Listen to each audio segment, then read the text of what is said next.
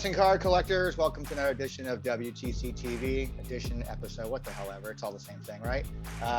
Today we're doing role reversal. I was once a guest on your guys' show, now you guys are a guest on my show. Two guys, Joe and Joe. Which one of you is Joe?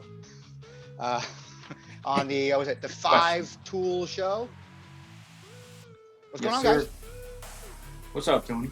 What's happening?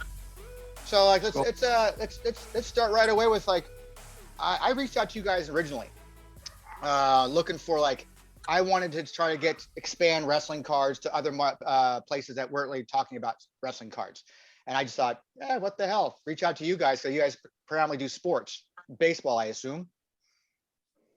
Yeah. And then I'd like, hey, you guys want to talk about wrestling cards? You're like, hell yeah, let's talk about some wrestling cards, man. And then who knew that the floodgates would be open with you guys on wrestling cards? Because then you guys went after all the heavy hitters, man. You guys had the David Packs and the Rob Englands and all other guys on your show and stuff like that. And, Paul's. And I think, did you guys have Chuckster on your show too? Yeah. It wouldn't be right if you didn't have Chuckster. Yeah. It's been crazy, man, to be able to talk to collectors like that because it's just, as mostly a baseball guy, I don't think you'd have that opportunity for whatever reason. I don't know. It seems wrestling's more tight knit, so that's awesome. It definitely is a smaller, market of a fan base, a smaller collector base. Everybody kind of knows everybody more or less. I mean, we're getting a lot of new eyeballs in the product because of AEW now with Upper Deck and this new Panini Prism set coming out. It's going to bring a lot of, I call the Prism boys. They're all going to kind of jump in and try to flip and make some big money off that stuff. And so we're getting a little bit bigger, but I think as a core, we kind of all know each other a little bit pretty well and have been around for a while. And it's a good community. It seems to be a really good community. So let's go and just start from the beginning, man. When did you guys start collecting? Each of you, like when did you guys start collecting? You've been collecting your whole lives? Yeah, I mean, for me, it was always baseball. As a kid, I think my mom bought me a pack maybe in 79, 80. I was probably, 4 years old or something. I still have those cards. And it just went all the way up into high school, probably into the early 90s. And then, girls were, girls and hanging out and cards weren't cool anymore. And, but I mean, yeah, thankfully, I was an only child, so my mother kept everything. So I still have all my childhood stuff. Obviously, most of the stuff isn't worth anything except for some Jordans and, a few Derek Jeter cards when I was right at the end of collecting. But yeah, I mean, I know for Joe's the same way.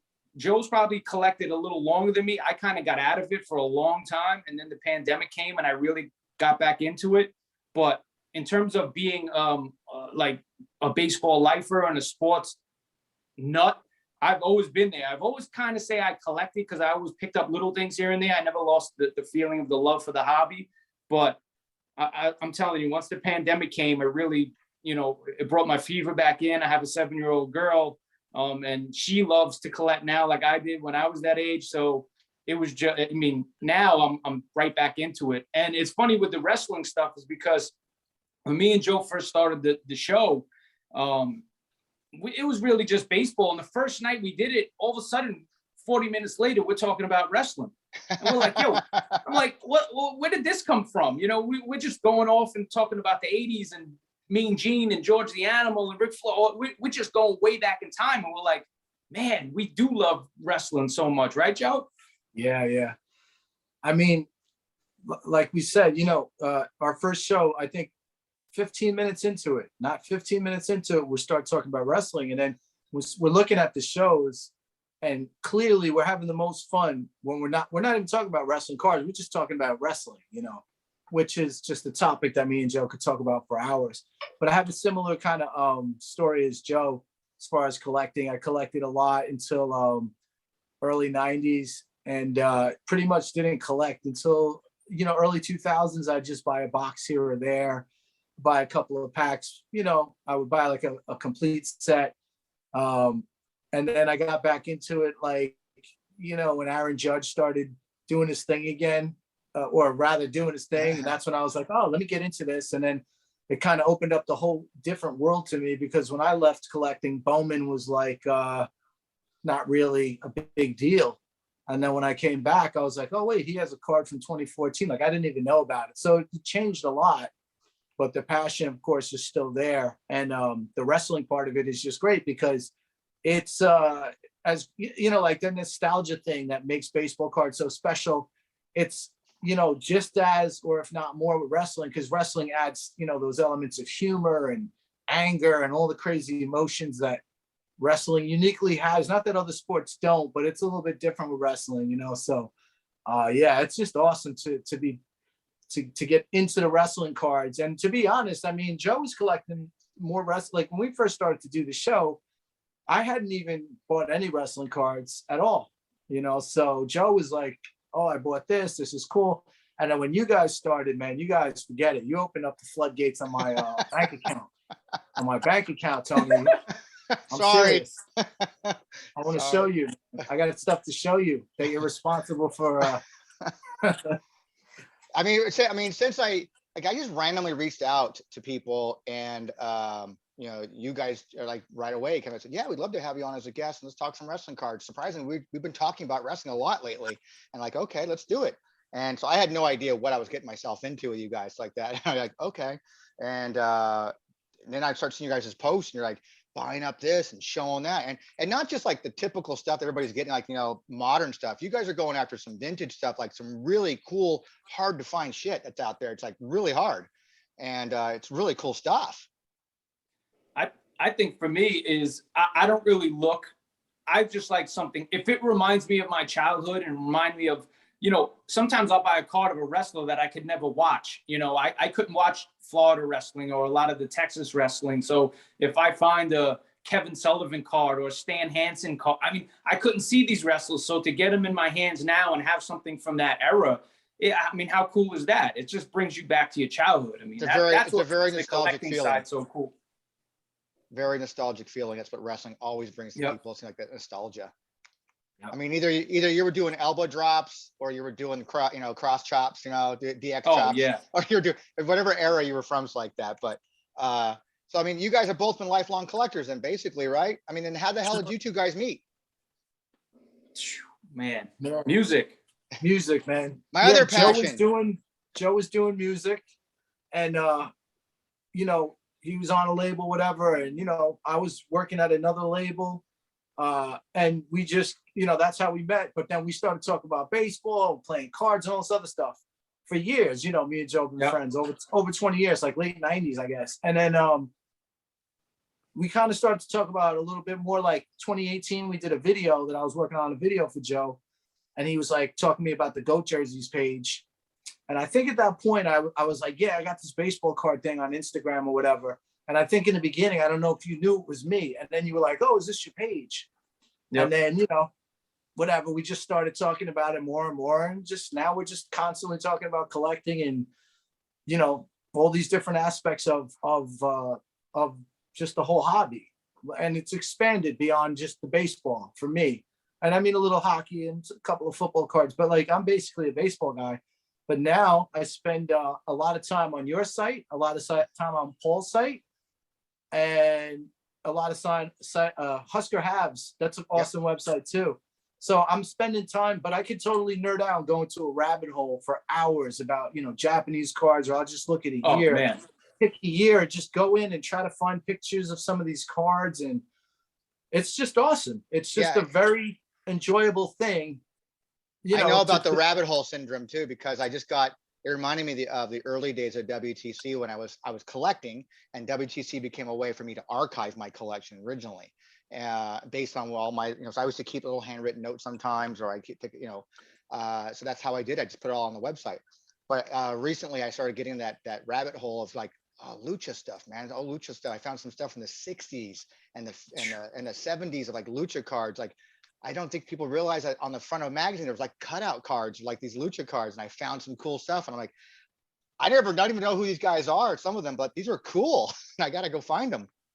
The cutouts, sorry, Joe, but the cutouts, I was just telling Joe the other day that I bought like a little X-Acto knife, and because I have a few things that I think if I cut out, could be worth something potentially. But the whole thing with the like cutouts is just, there's so many things you don't even know. It's funny because I posted a wrestling game I had from when I was a kid, it was all these cards in there and you roll the dice. Yep. I don't even never saw it anywhere else, but I still have it. I found it and I posted it on Twitter. And the first thing David Peck writes, he goes, are there any cards you could cut out in there? Because that's, the mind of a collector is thinking, hey, is there something that I can grade in here? Is there something that's not just a game card, but sadly enough, they're just cardboard cards with numbers that you can't really do anything with. But, as a collector, I understand Peck, and he's like, man, that could be something we haven't found yet, right? That's exactly what I was looking at, some of these cards that I found.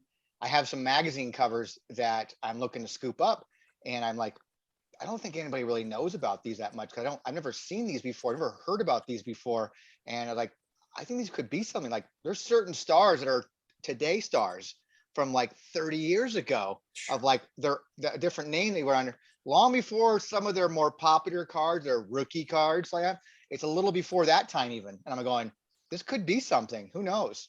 I mean, that's the thing about wrestling cards that blows me away. That guys like you and Rob Englund are like just finding cards that are like, I mean, it's, and Joe says this all the time too. Like, I don't think you can really do that for the most part in baseball. Like I'm doing a 90s insert project right now. The odds that there's a baseball set in the 90s that somebody hasn't put on Baseball Cardpedia is like nil. Like everybody knows. But I go on your site, man. I'm seeing some like site from Mexico that there's no pictures. There's like 2 guys on the checklist and you're not sure about like that. I'm just like, what? It's mind blowing, isn't it? Because it's like, we've talked about this before, like Zan and I from Worlds Collide, and Zan's show is Wrestling with Cards. We've talked about extensively about archiving this stuff, and then people who just don't release stuff. They're in wrestling, they kind of like hold on to it. They don't want to let it go. So it's like there's a pros and cons to that. Like the pros is that it's just you're a collector, and of course you want to have everything if you're a super collector or whatever. The cons is that, I mean, how many certain cards do you need of a certain one? Like, how many of a particular Kurt Angle card do I need of that one card? Like, why would I not want to release some to the wild so that people can actually get into the hobby, like new eyes can get in the hobby kind of thing? That's a whole different discussion. I don't want to get into that, but that's kind of what happens. Like, we see things, like partial sets. That's all I know about it, because nobody else has really released any of the other card sets. So like a lot, especially Japanese stuff. I actually found a guy out of Michigan, of all places, who's a Japanese card specialist. And he's been filling me in. Like, he's got about 30 checklists he said he's ready to send me of Japanese card stuff that are either not on my website already or only have partials. Like, he's going to fill it all in for me. And it's like, I can't wait to get that stuff up there just to kind of expand it all. But it's a different thing with wrestling cards, man. Like, you're right. With sports and baseball, like, there's nothing else from 1991. I mean, we know it's out there. I mean, it's mind-boggling. It's like that. With that being said, are you in going different times? You guys are mostly vintage collectors, no? I mean, or are you mixing up with modern too, or what do you guys, wrestling, specifically wrestling? With the wrestling stuff? Yeah, with wrestling. I think I can't say Joe 1 and Joe 2, but you've been doing it with the Japanese stuff. You've been doing more Japanese, and then you've got some stuff you want to share and show that's more modern stuff. Yeah, more modern. I mean, I definitely would, from the my era of wrestling, which is, the Hogans, the Savages, the Ricky Steamboat, like that era to me is my favorite. So yeah, I want to go after some of those dudes. But of course, the 90s, the ECW is special to me because it revitalized my interest. Like Joe was saying before, you 15, 16 years old, I'm not thinking about baseball cards. I'm thinking about girls and playing music and all that stuff. But my brother and a friend of mine were like, yo, you got to check out ECW. It's real. I was like, get out of here. They were convinced. It's real. Okay. And I watched it, like some videos that he had and some weird Japanese shit with thumbtacks and tables. I was like, all right, this is kind of nuts. And then when I started to see the ECW show, I was just like, wow, Rob Van Dam and these guys, this is insanity. So I'll show you this. Tony, check it out, man. So here we go. I collected the entire set, the entire Bash of the Brawlers, and a bunch of them. Nice. Yeah, a few of them are at TSA, but look at that, man. Yeah. So this was, the first conversation with you. Those aren't cheap, man. I know, man. And it's tough because a couple of them I had to buy, like for certain wrestlers that I wanted to send in, I had to buy. That's awesome. 5 cards still in it. Oh, Yeah. man. Now, I had Chuckster on. Chuckster actually keeps handwritten notes for a lot of things because he was an action figure collector too. He had one of the most Oh. impressive, almost 40 years of collecting action figures. So he wrote down on these when he opened them. I never knew it, that when you bought this figure, it's the same 5 cards in this figure. They're not randomized. Yeah. And they're in the same order too. I didn't Isn't know that on your site, Tony? It is now because of Chuckster. Yeah, because when I first looked at it, I think I might even told you, Joe. I said, wait Yeah, a yeah, second. yeah. You did. I You said- told me, and that was helpful. The thing Yes, about because I it, remember you said you were going to do it. And I said, wait a second. I think I saw on Tony's site that whatever figure it is, the 5 cards are in every figure you buy. So I mean, Right. look what you just did, because you probably saved Joe probably an extra no, 500 bucks. absolutely. I literally would have just started buying any of them. But when I Yep. looked at the website, I was like, okay. And that's interesting because the problem with that is that it introduces like condition sensitivity. The card on the very top sometimes is kind of bent. Yep. So out of all those cards, I would say like half are gradable. For me, is like an 8 to a 10 gradable, hopefully a 10, a 9, whatever. But I mean, a gradable card, something worth grading. Of course, it depends on what the set is. But so a lot of the cards are tough to have in a high grade. Luckily, the guys that I sent in were like in the middle. So that's really cool. But that's definitely an aspect of the set is that, they're very few of those graded. But if people ever do I start to looked grade because them, that's actually, it's funny you bring those cards of all cards. That's like my new project right now. It's like I'm going for a set registry on that. That's what I wanna- awesome. I have the whole set, and I'm Yeah. gonna send it all in eventually. I don't care what grade I get on it because that's my starting point. Then I just start Yep. to upgrade from there. upgrade. Yeah, That's all. and Yep. I'm gonna do that, and I'm doing the stickers too. That's awesome. So I have the complete set of both. Now I kind of regret getting rid of my extra singles. So now I should have just kind of gone through and just Oh, picked and choose. But yeah, who cares? Can't look back. But that's cool, man. That's a cool set to go after. I love that. Yeah, I mean, it was fun, and like, I love those wrestlers. I've seen a bunch of these guys live, and I've, watched a ton of ECW stuff over the years. So it's just very cool wrestling, total different. I don't think Vince McMahon ever really gave enough, enough like, yeah, well, they were a good product. That's what they always said. But I mean, come on, man, they influenced the WWE big time. Oh, yeah. So, gotta give They props to ECW. changed wrestling completely. Yeah. without a doubt. Really. And what about you? What have you been picking up wrestling cards since last time we spoke? Oh, Parkhurst. Are you You know going after what? the whole set? No, this or the door. I just love the Dory Funk one because he's like hanging on a fence somewhere with no shirt on. But this, I mean, I had to get Gorgeous George. I mean, it's pretty beat up, but it's funny because if you look in PSA, there's only about 25, 26 of these cards even graded. And the highest ones are like 5s and 6s. I don't even know if there's many past that. But Doesn't Rob England have a complete set graded with them? he probably does. But I mean, one of them have something. But for me, it's just like he's such a legendary piece of wrestling history that to have his card, whether this grades as a or a 1 or a 2, it's just something I had to have because what he did for the sport. So many guys, so many people later on, the Ric Flairs and all these guys. I mean, he was the first one to have perfume spraying in the ring. And, the Muhammad Ali's and all these guys loved him and looked up to him. And I think his story is not out there enough in the sport of what he did to change the game. He needs a movie bio about him. He does. Totally. That'll help out. Totally. Do you guys do anything even more modern, or is that just is your cutoff 2000, year 2000 with those ECWs? Or, I mean, you guys doing anything modern? I was at the card show last week and I bought a 2018 Topps box, which they're pretty hard to find. Not like the greatest, box, but it was cool. I got one of those Kiss cards. They're pretty collectible. I mean, I know there's some people that just collect those.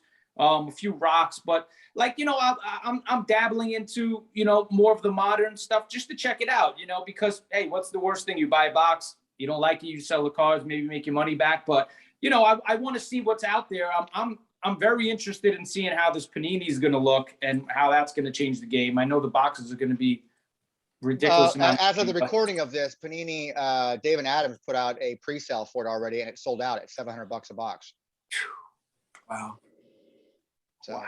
yeah, trust me, a lot of people are kind of mixed feelings about that, but some of us who've kind of known this was coming down the road for a long time are just kind of like, and I'm somebody who's never bought Panini product before, so I'm not familiar with the Prism brand. I'm not familiar with any of their brands really, because I've never bought their products before. But connecting with the right people, the Adam Gilmans of the world, like that, Zan Mornings, these guys know this stuff. So feeding off of them and learning from them, I just kind of like, okay, this is expected.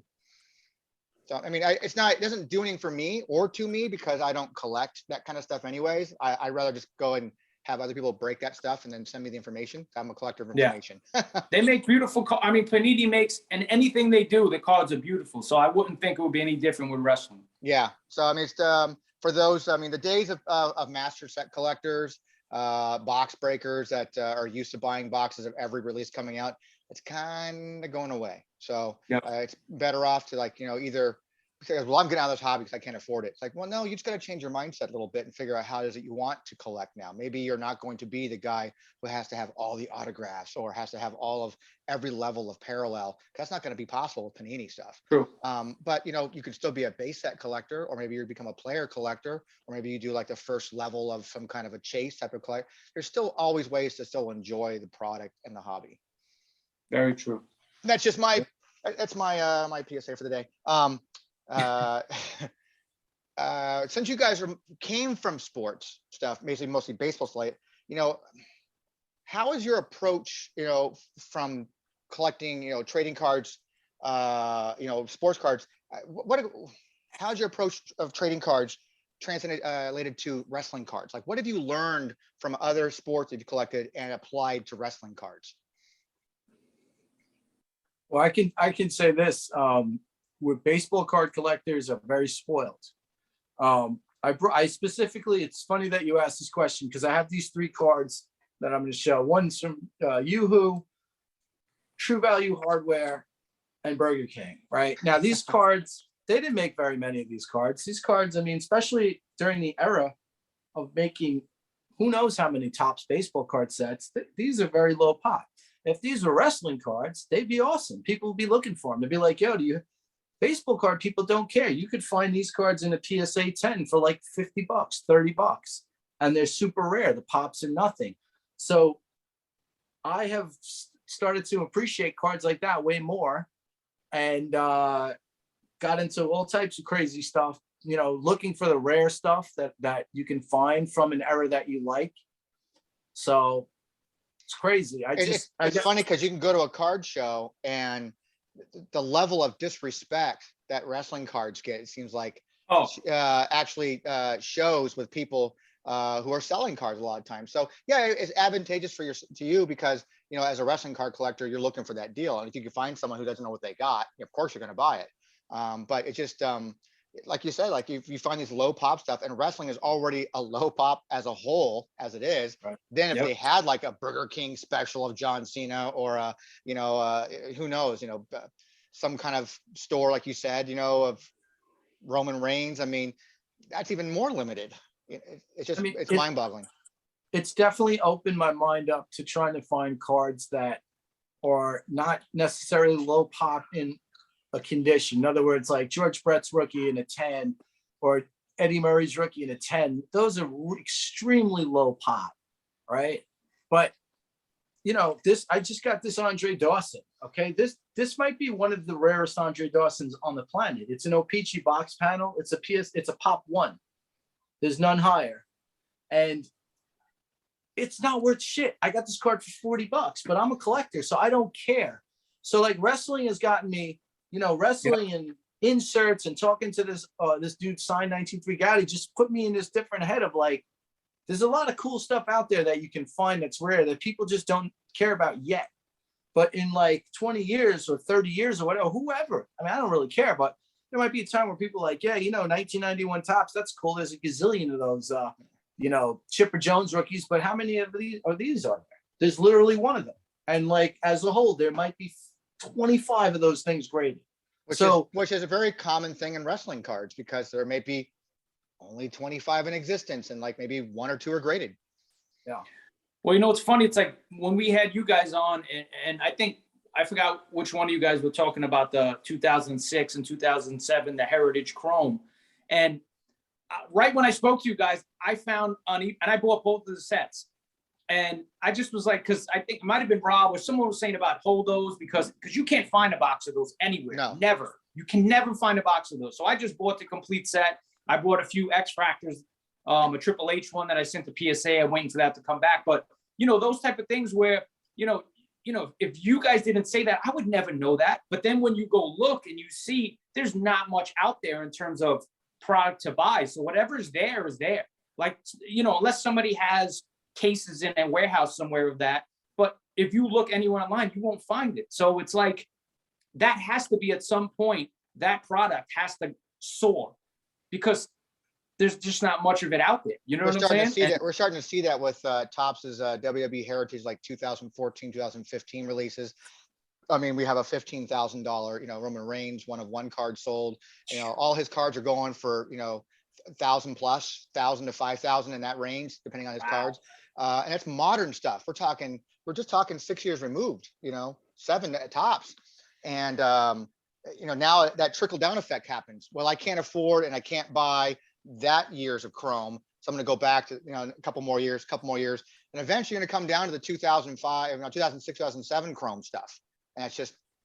And they're beautiful cards. I mean, beautiful it's cards. A great set. Way undervalued. I'm like, that's with me. I'm like, cool, because I've got a bunch of that laying around. Exactly.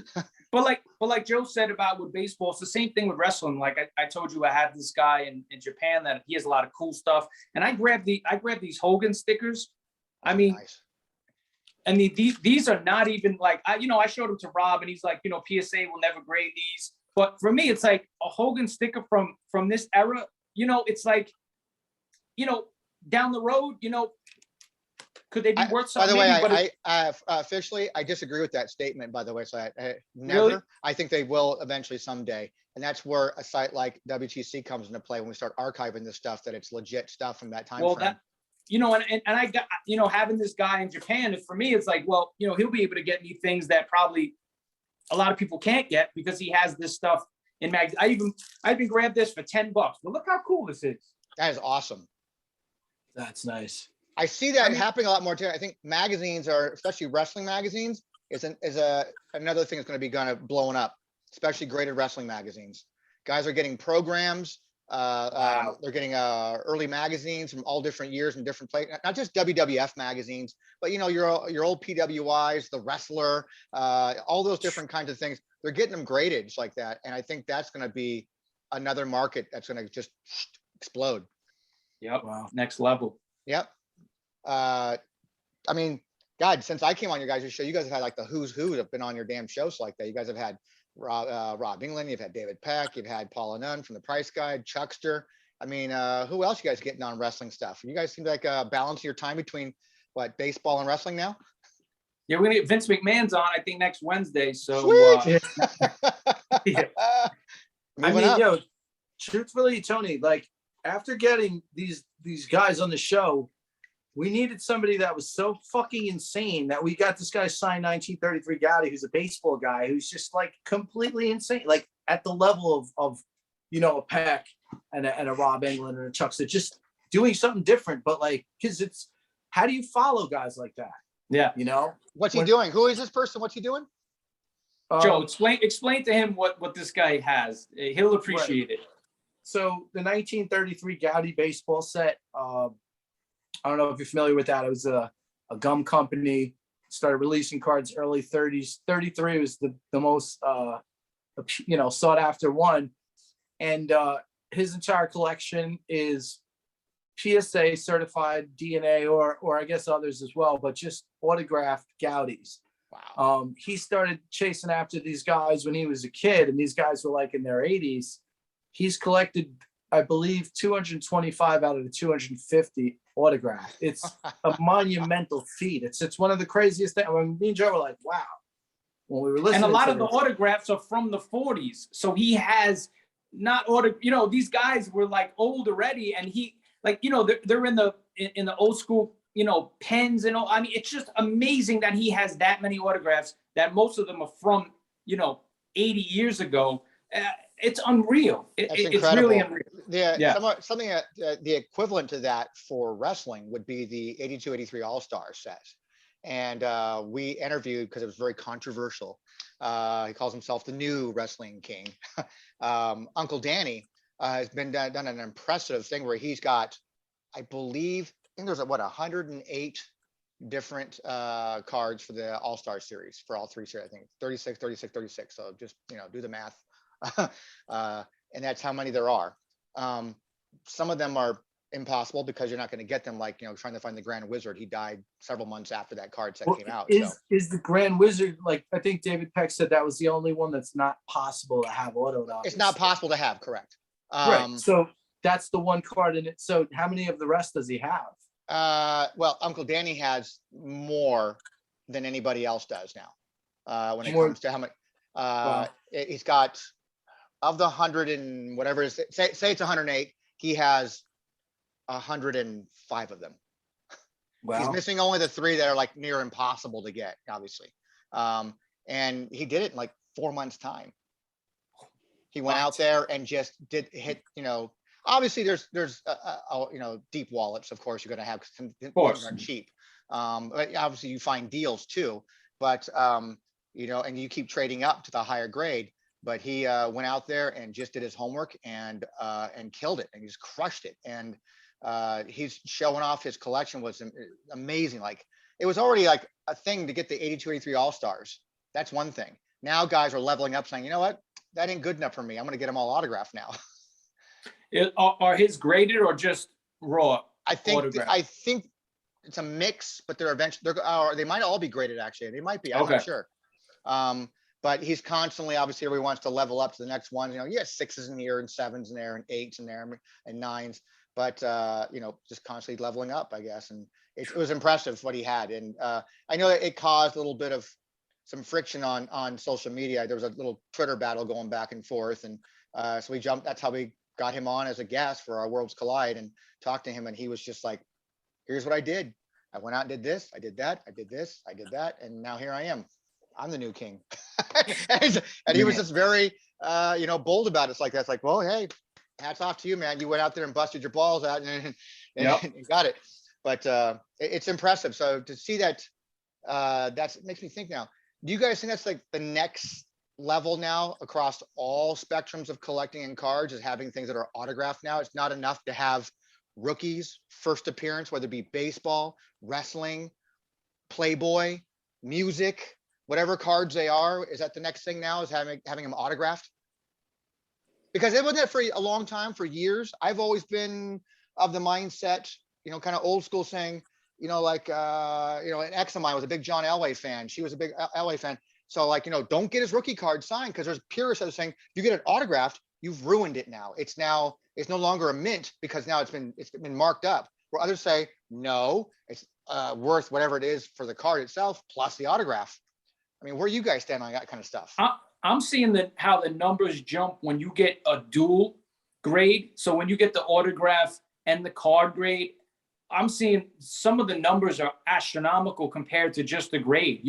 Even if it's a 10 auto and an 8 card, it's so much higher than something that's a 9. Yeah, but do you guys care about that kind of stuff? Are you guys getting grades because you care about from an investment standpoint, or are you just there to collect? It matters. For me, it matters the card. If I want something, I don't even care if it's graded, if I enjoy the card. You know what I'm saying? Yeah. If I see something that, oh, maybe I got this in a break, or I got this somewhere else, that I say, hey, if I grade this with the auto, I'll flip it to buy something that I want. That's kind of my strategy. If I get in breaks with new things, with modern cards, a lot of the times I'll just take that, flip it, and buy vintage. Yeah, I agree, Joe. I think with the modern, with baseball, unfortunately, the rookie cards that aren't really rookie cards, they're the first Bowman Chrome autographs. Like that's what are the most expensive cards. And that's why the boxes cost $500 for Bowman Draft and Bowman Baseball and Bowman Chrome. And for a lot of people, it's not even about a PSA 10 of a low numbered, parallel or nice refractor. It's like they got to have the rookie. For me, it's a little bit a tale of two separate markets. And I'm more of like, everybody should have a shot at a rookie card. Everybody should have a shot at getting a base card, and that's the rookie, and that's cool. But people are going to pay for exclusivity. There's nothing anybody can do about it. But when it comes to older cards, I have a different perspective. And that's like, one of my favorite cards is a Reggie Jackson rookie autograph, his rookie card autographed. And I have some other, I have a Andre Dawson rookie autographed. I have, quite a few like Hall of Fame PSA DNA rookie autos. They're among my favorite cards because they're unique. If I was an investor, I would take the, Andre Dawson in the 10, but the autoed one is incredible because he touched that. I have an Ozzie Smith rookie auto that he touched with his hands. I find that to be really cool as a collector. And so I would always, like there was a time, and I should have done this. I have Mike Trout rookies graded, but there was a time where you could get the Mike Trout PSA DNA rookie, where it's just the card's just authentic and the auto is just auto. I mean, it's like 2017 or 20, it's for like, $1,500 or something. Now that card's more than like a 10 of the base, because he won't, from what I understand, he won't sign them anymore. So things like that, you never know. And a rookie card of a future Hall of Fame or one of the, truly great players in any sport is awesome. So I would rather take one where it's like, here's the rookie card and I got him to sign it, even though that card's not an issued autograph card. I think that's cool. I like that. But I think, speaking of autos, I bought one box, not a box, one pack of AEW at my LCS. Don't even tell me this. No, I told Joe. You bought one pack? One pack you bought. I bought one pack. Yeah, because I was gonna buy a box, and I was like, $200. Who'd you hit again, Joe? Who was that? Darby Allin. Darby Allin, yeah. Yeah. So I mean, yeah, it was cool. I definitely was like, well, I just honestly just went there because I wanted to see how modern wrestling cards look. That was the only modern pack of wrestling cards I've ever bought in my entire life. Ever. What do you think of Upper Deck's first inaugural card set? Even you got a variety of cards in that pack, so you've seen it. I think it's cool. I'm not I don't know. It's a little,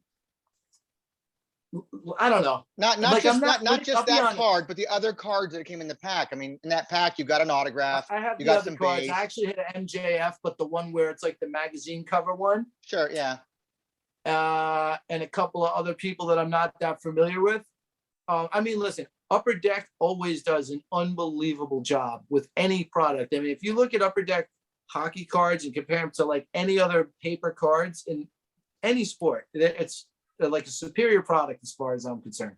I wasn't, I like them. I think they're nice. Like, I don't know if I like the design that much, but the cards are gorgeous. They really are beautiful. And some of the, I actually pulled, I think I had like a hot pack because I pulled also like some like horizontal ring card. It was red. I don't think it was numbered. So I got a few good cards in this pack, Yeah, it's called Top Rope or something like that. I think it's Top Rope. Yeah. Yeah, it's a chase set. So I thought that was a cool insert, but when it comes to wrestling cards, I'm not so much into like the parallels. I'm more into like, all right, this is the set, and maybe there's a couple of inserts, auto, a couple of parallels, but not the whole spectrum. To me, even with all sports, is kind of nuts, like the rainbows and all that. I find it to be a little bit crazy, but that's just me. I like the classic wrestling cards, but it's well done. I mean, Upper Deck always does a great job. It's hard to look at any product that they've ever done. Like, show me an Upper Deck set that sucks.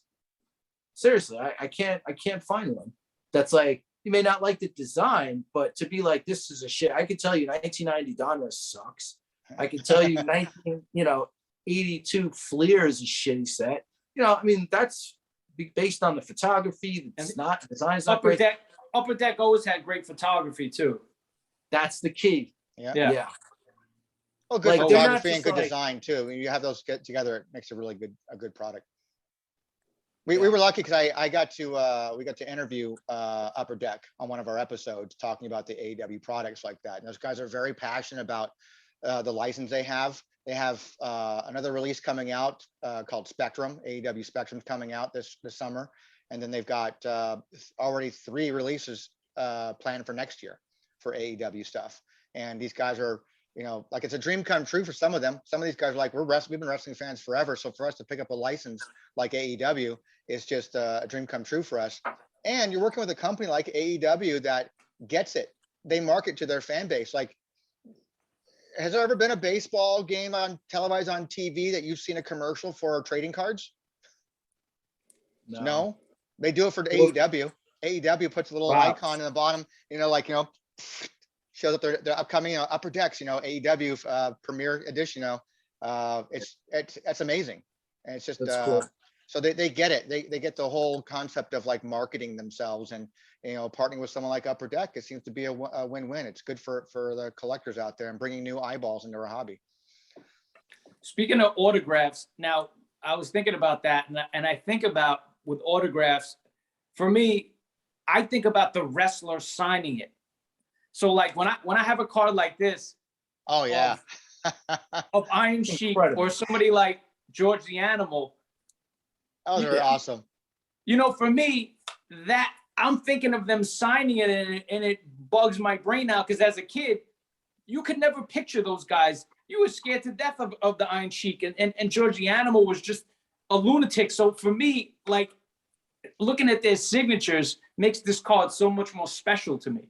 You understand what I mean? Yeah, and those are also beautiful signatures. They don't sign stuff like that anymore. Now everything's like that Darby Allin card or an RR for Roman Reigns or anything like that at all. There's some beautiful signatures out there for old school wrestlers. I mean, look at old, Ricky the Dragon Steamboat, beautiful signature. Jerry the King Lawler, beautiful signature. Just amazing stuff. Do you know Ricky the Dragon? If you send him a card, for $10, he'll sign it. Really? Yeah, I got on this website with these old timers who do all the TMT stuff, and he basically, you throw $10 in there, he'll sign any card in a Sharpie. Let me go through some stuff here and figure out if I want to send something. Yeah, no, I'll send you. I signed up. It's like $10-15, but you get all these athletes, former athletes that sign from every sport. And it's pretty cool. I mean, it's fun, sending a guy $5, $10. Like, that's so cool that these guys still do stuff like that. Must be in the other set. awesome. I'm missing one of the All-Star sets here. It's like that. I just got a bunch of random All-Star sets sitting in here. It's like that. So I'm like, Oh, shoot. Wow. trying to figure out. The other day, maybe like a week ago, I got an 87 rack pack. And I opened it like a little kid, and I got a few Rickies in there. But that's his rookie for Topps, correct? 87? 87? Yeah. I think no, so. is it 85? Might be an 85. He might be an 85. He might even be an 86 O-Pee-Chee. Oh, okay. It's very possible. Like, that's knowing those I refer to the website when I go check it out.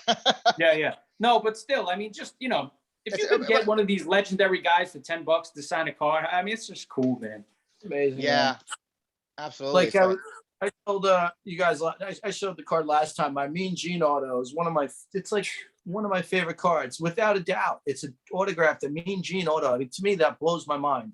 That's a special card. It's different with wrestling. I feel like the cards, even though it's more accessible, you could go find a guy that was in WWE and go to a local show and get him to sign your card for $10 or $20 or whatever.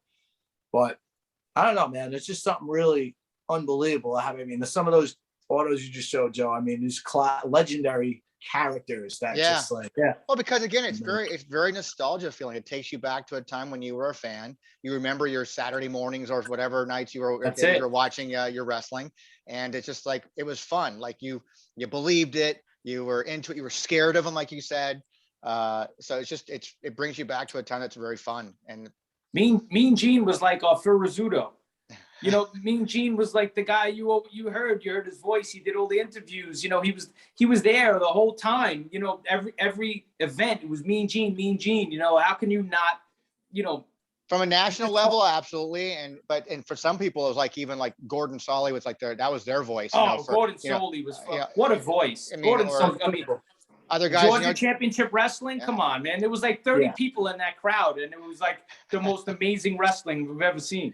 and then you I got mean, guys like, you know, they're JR, like JR is like their voice, you know, kind of thing. So it's different people in different eras, you know.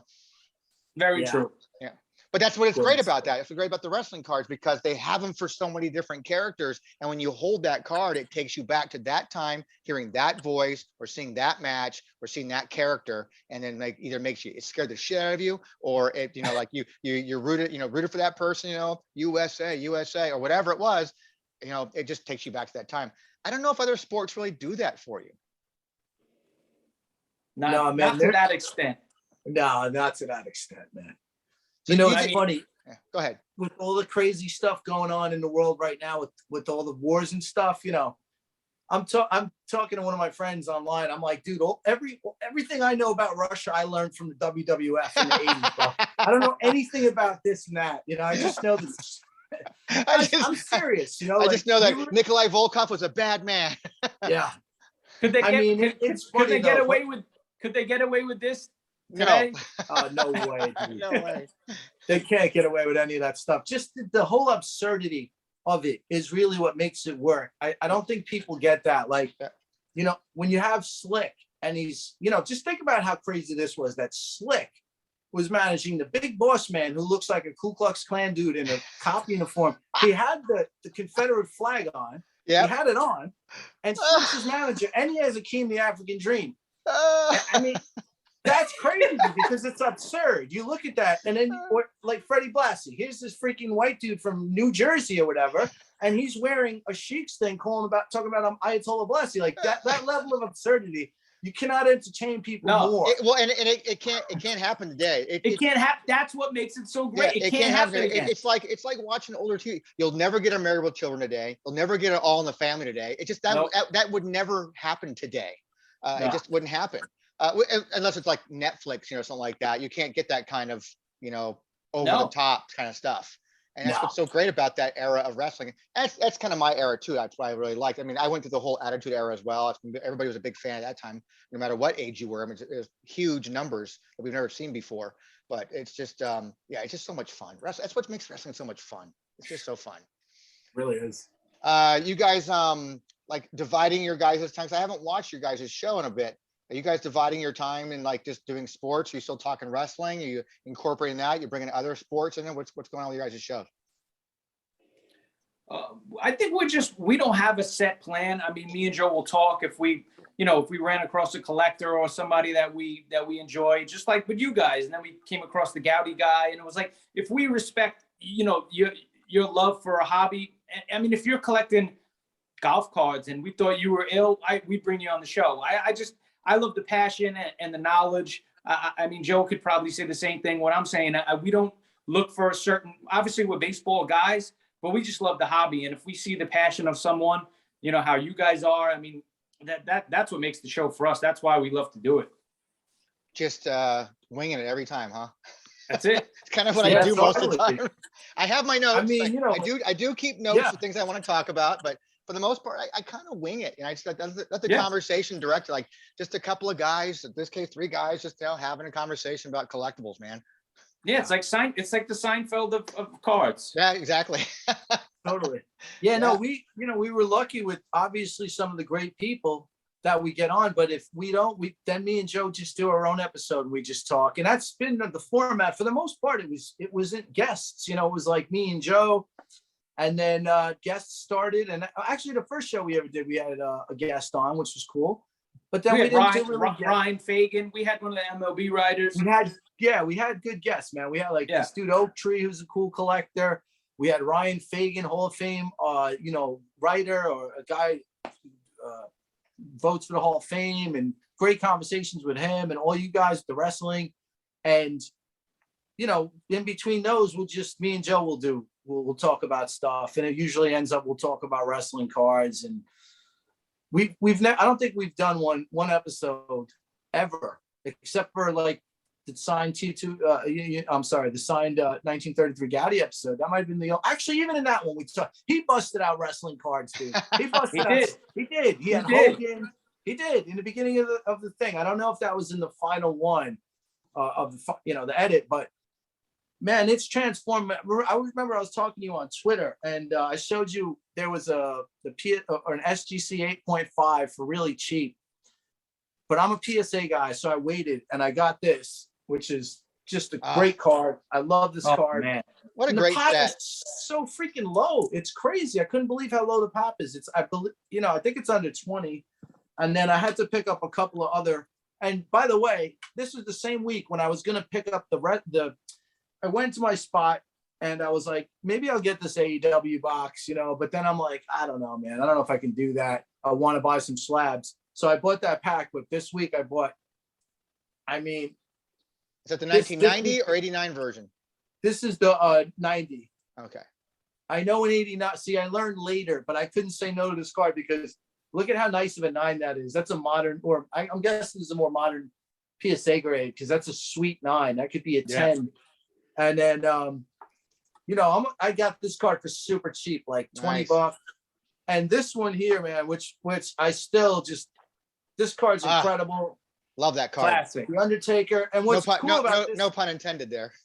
yeah, no, this is a killer card, man. And it's like, what's kind of cool about the Undertaker is that obviously in the wrestling, there aren't really rookie cards, but in the case of the Undertaker, there kind of is, because Vince McMahon was like, "You're the Undertaker," and that's his first card. So yeah, we don't have any Mean Mark Calloway cards that I'm aware of.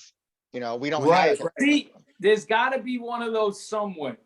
Oh well, someone will probably bootleg one. I mean, make them, because we have such a bootleg, frenzy going on in wrestling cards. People making their own stuff, which is exciting because people are really creative, making some cool stuff. Yeah.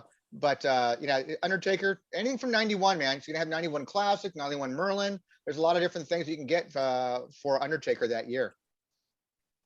Some good stuff. I love it. Yeah. It's a great card, and I love that set. It's a really nice set. Is there anything specifically that you guys are looking for when it comes to wrestling cards, or do you just kind of wing it as you go along? Like, it catches my eye, I'm picking that up, or Something like that just catches my eye. I mean, well, obviously you went after the 2000 ECW stuff because that's something you wanted to go after, and you did. And you went after that. But do you eyeball things specifically? Like, you know what? I'm kind of interested in that 94 action pack now, or I'm kind of interested in or whatever. Yeah. I mean, I'm definitely somebody who likes to buy cards that I love. Like, the card itself is huge for me. Not all cards are created equal. Some cards have better properties to them than others. So this is a rookie card, but it looks like shit. But the 3rd year card is incredible. But I don't care. If I like a card, I like a card. And obviously it's nice to have it in a high grade. And with wrestling, it's usually low pop and rare. So and usually it's not too expensive. So I find that to be crazy. I see that the Rock rookie, you can still get like an 8 for like $300. I'm about to get one of those, man, because I feel like that card depends on which rookie you're talking about. The 97, the Panini sticker. Yeah. To me, it's like we all have our different opinions. Why the rookie talk in wrestling is always such a controversial topic. No, I get it. I just it's already disqualified as being a sticker. That's just my personal thing. I totally get that. So then I go to the card. Okay, do I go with the Cardinal game card from Rocky Maivia? It's a game. It's not really a pack pullable type of card. So then they just talk about the 98 comic images, and that's kind of where I'm at. I'm kind of that's the card I like. But in the end, we always say the market dictates what's going to be the highest value. Sure. Yeah, no, that's true though. When it comes, you see, I've always thought that. I'm partial to this one. Yeah, that's a cool card. So either one is for the same set. Right. So either one of these. And the auto version of that one is crazy, right? Like super rare. It's massive. I mean, Chuckster has it, yeah. I don't know if Chuckster has one of those. I know. I don't know if he does. It's very rare to come by something like that Chuckster doesn't have.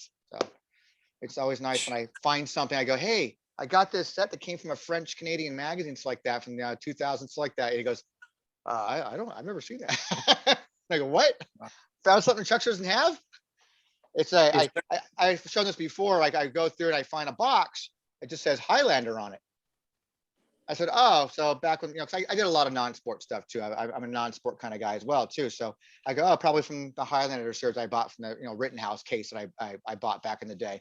And when I open it up and I go, well, this isn't a Highlander at all. And I come in here, I found like, you know, a complete set of like, you know, the Get Real cards like that from the KB Toys Get Real cards. Oh, that's cool. From the Fleer era. Less than 10 sets of these exist of the, you know, the full set that never got released. It's the 2000 WWF Comic Images Diva set they never made. oh, wow. It's the full, all 8 cards are in here. You know, just find weird stuff. I guess I do own some Panini cards from 95. Just weird crap, you know, like Universal, NBA, USA Universal, a 4-card promo set for But sweepstake stuff that I found in here. sometimes those are the coolest cards. It's just because they're so out there that no one That's the really magazine one. look for them. Look at that. That's the one I was showing. I posted up on Twitter. So like, I found these in a box. And it's like, I've never seen those before. That's cool. But I'm a big fan of modern What stuff. set was that, Tony? It's from, it came from a French Canadian magazine, like a kids magazine like that. And they're all art renditions of like, of superstars at the time.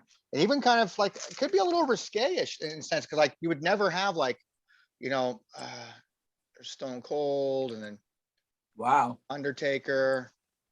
There's one in That's, here. those are cool. There's Yeah, one like, those- I've kind never of like- seen those. like you'd never see that. Like they would never do something like that of China. Like No, Wow. Yeah. Not today. not today. No. So hell no. I mean, here's I mean, how many times like at that time frame you had China, and then you have all the other like, you know, Attitude Era type diva people, and who do they pick besides China? Oh, the cat instead, Miss Kitty. Wow. So you just find oddball things like that, and then you know, so when you can stump someone like a Chuckster or a Paul from the Price Guides like that, it's like it's hard to do that with those guys. So Yeah, to pull something out that they never had. I had this Andre ticket from '85 from I Japan. love that. And I saw you post that. I posted that on Twitter, and then someone else, who is it, like Main City Collectibles or Main Yeah, Event? main event collectibles. He's got an amazing collection. Yeah, he goes, hey, I have one of those too. And I go, what? I was like, how do you even have that? And his was graded already. And I was like, oh shoot. I'm actually surprised you haven't signed because he has one of the most impressive Andre the Giant autograph collections I've ever seen in my life. Oh wow. I mean, he's got Oh, so yeah, much I did. stuff. I think I went to his, once I saw that, I think I went to his page and I started looking. I was like, whoa, this guy's real deal.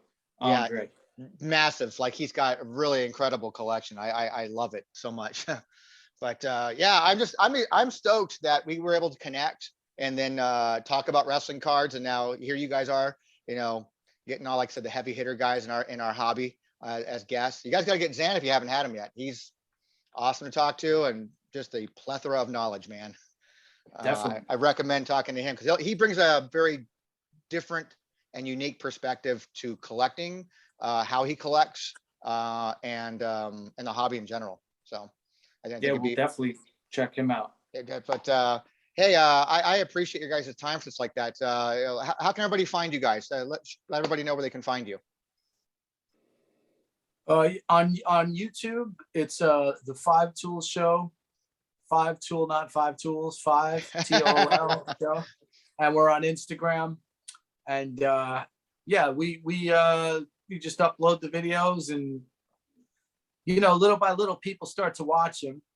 In the beginning, you know, maybe like 30 or 40 people will watch it, but then like they start to gain a little, not too much, but it's tough. YouTube's a grind, as you probably know. Oh, I man. know. YouTube is brutal. So, It's brutal. but it's the 5 Tool Show. Check us out. As We long as have you guys are fun. loving what you're doing, it doesn't matter what the numbers are. Who cares? No. Like one thing Yeah. I'm learning, and and from social media standpoints, and I consider YouTube to be part of that. It's just I don't care what the numbers are. I don't care the number of likes. I love it. I like that I get them. It's great. I appreciate them, but I don't gauge my passion for the hobby or my drive to continue to keep putting out more content. I don't gauge it off that. I just keep doing it because I love doing it. So if somebody gets educated or can learn something and take that knowledge to apply towards, you know, buying a pack of wrestling cards or getting into the hobby for the first time, or someone coming back into the hobby, It's just, it's all it really matters to me. So, and then connecting with Yeah. guys like you know, now you guys are collecting stuff and I'm going to learn some stuff and hopefully we're going to learn some stuff together on those Japanese cards. And maybe we'll finally put that thing to rest together and get that put up on a checklist and start getting some people getting that stuff slabbed. That would be phenomenal. Yeah, I'm gonna send those to you tomorrow. You'll have them. I'll shoot them over to you. Yeah, just send everything into wrestlingtradingcards@gmail.com. Okay, will Yeah, do. prefer that, you know, especially if it's scanned, the better, because images, flat images are the best. I can't work with three-dimensional images. Can't Yeah, really I'll it. do them the right way for you. Yeah. I appreciate it, man. So I got nothing else for you, man. I really appreciate your guys' time. I do. And I just I'm so glad we got connected from before and get you guys on this lowly little show. No, thanks, Tony. We appreciate it. Yeah. We appreciate you coming on ours, and hopefully we'll just keep doing it. Oh, we'll keep talking some more. I'm sure of it, Yeah. man. I think it's one thing about this wrestling card community. Even, you know, I consider you guys part of the wrestling card community now. So it's like, you know, we're a close knit kind of thing. We always like try to help each other out in any way we can because we always want to see the hobby grow and you know, finding some cool shit. I mean, those ECW cards you have are awesome. I love those. One of my favorites. Find those Japanese cards, amazing stuff. Like, just you guys have gone in deep. I love it. I love it Yeah, so well- much. But for us, anybody who wants to follow us, everything can be found on wrestlingtradingcards.com. All of our social media links are found at the bottom of every page of the site. Constantly updating the site, always growing more and more. Dig around.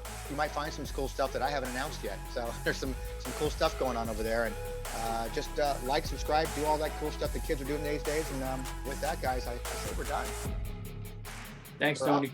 Awesome. Tony, thank you, brother. Appreciate it, man. Thanks for having us on. We are out.